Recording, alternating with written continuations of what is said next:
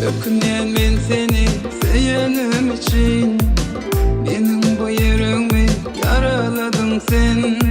Başta seyedin bugün nem için, arası seylimi karaladın sen.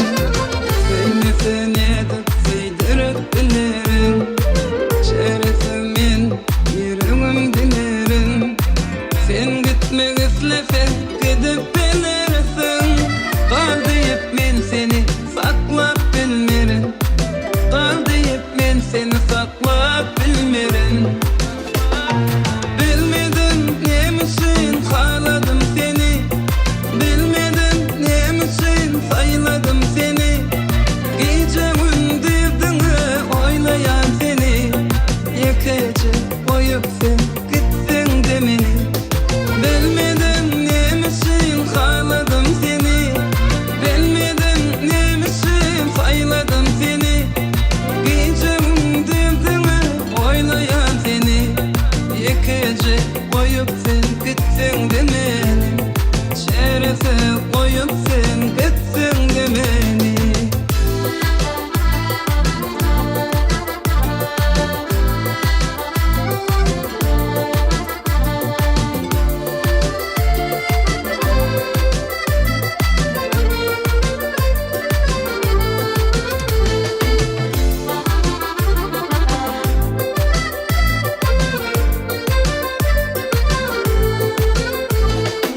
Akbar seni bana yazanla eğer, şeyle bir eviyle seyirdim seni. Men bugün bu hala düşmezdim eğer, ne beyle ahvalı sallanla beni. Ben yaren yerine etsem de kavuz, derdimin çaresini tapıp bilemo. Menin yüreğime düşün bu yara, bu kalan ömrüme bitereydim o, bu kalan ömrüme bitereydim o. Bilmedim nemişin haladım seni, bilmedim nemişin sayladım seni. Gece gündüzdüğünü oylayan seni, yekece koyup sen gitsin demeni.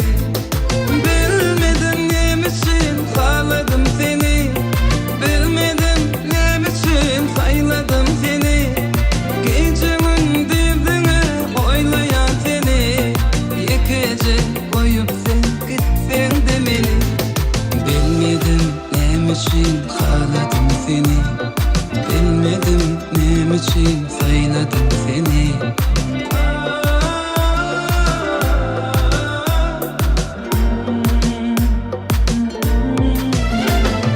Bilmedim nemişin haladım seni, bilmedim nemişin sayladım seni.